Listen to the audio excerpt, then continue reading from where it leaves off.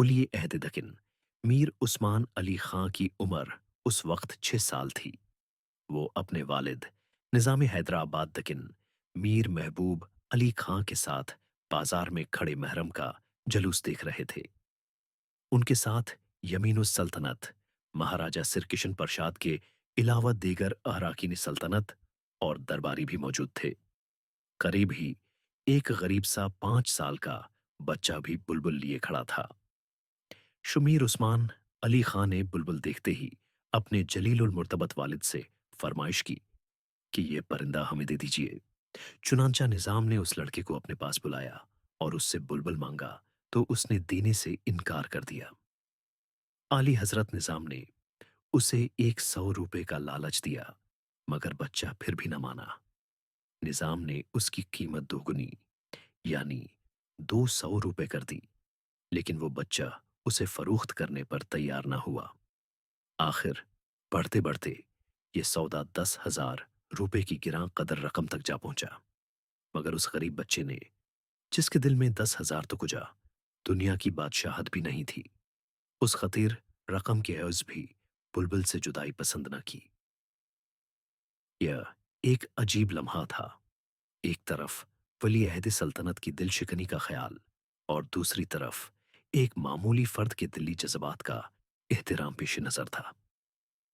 سرکار نظام ابھی اس کشمکش میں تھے کہ مہاراجہ کشن پرشاد آگے بڑھے اور نہایت ادب و احترام سے عرض کیا: سرکار، یہ کم سمجھ بچہ 10,000 روپے کی قیمت کیا جانے؟ اسے کوئی کھانے کی چیز دکھائی جائے تو شاید یہ غریب بچہ مان جائے گا۔ یہ کہہ کر مہاراجہ نے ایک ڈبے سے بسکٹ نکال کر خود کھانا شروع کر دیا۔ بچہ انہیں بسکٹ کھاتا دیکھ رہا تھا اور پیاس سے سوکھے ہوئے ہونٹوں پر اپنی زبان پھیرنے لگا، کیونکہ اس کے گھر میں 3 دن سے کھانے کو کچھ نہیں تھا۔ مہاراجہ نے بچے کی یہ حالت دیکھ کر اس سے پوچھا: کیا تمہیں بسکٹ کھانا ہے؟ ننھے بچے نے رکتے رکتے نہایت آہستہ اور شرمیلی آواز میں اپنا سر ہلا کر کہا: ہاں۔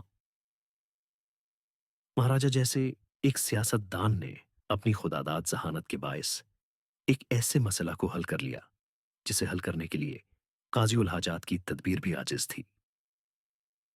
دوسرے لمحے مہاراجہ نے بچے سے کہا: بہت اچھا، اگر تمہیں بسکٹ لینا ہے تو یہ بلبل ہمیں دے دو۔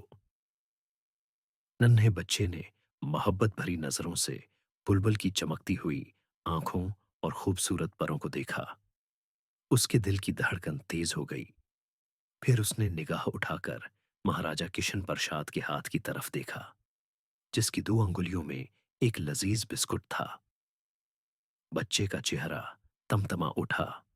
ذہنی کشمکش اور اپنے عزیز پرندے کی جدائی کے خیال نے غیر محسوس طور پر اس کی پلکوں کو نم کر دیا۔ پھر ایک قدم آگے بڑھا، ایک ہاتھ سے بسکٹ لیا اور لرزتے ہوئے ہونٹوں سے لگا کر دوسرے ہاتھ میں تھامی بلبل مہاراجہ کشن پرشاد کی طرف بڑھا دی، اور مہاراجہ نے بچے سے وہ بلبل لے کر ولی عہد سلطنت میر عثمان علی خاں کے حوالے کر دی۔ بلبل پا کر ولی عہد بہت خوش تھا۔ بچہ بسکٹ کھا رہا تھا، مگر اس کی آنکھیں میر عثمان علی خاں کے ہاتھ اور ان کے حشاش بشاش چہرے کو بڑی حیرت سے تک رہی تھیں۔ معاملہ ختم ہو چکا تھا، کیونکہ قیمت ادا کر کے مطلوبہ شے خریدی جا چکی تھی، مگر حضور نظام کو بار بار اس بہو کے بچے کا خیال آ رہا تھا۔ آخر اپنی ضرب المثال فیاضی اور فطری رحم دلی سے مجبور ہو کر سرکار نظام نے سپاہیوں کے ہاتھ بسکٹوں کے 10 ڈبے اور 10,000 روپے نقد اس بچے کے گھر بھجوا دیے، جس کے مفلس والدین اعلی حضرت کے ایک حکم سے پل بہر میں دنیا کی فکر سے آزاد ہو گئے۔ یہ حقیقت ہے کہ بھوک اور مفلسی انسان کو اس قدر بے بس کر دیتی ہے کہ اسے مجبوراً اپنی عزیز ترین شے سے دستبردار ہونا پڑتا ہے۔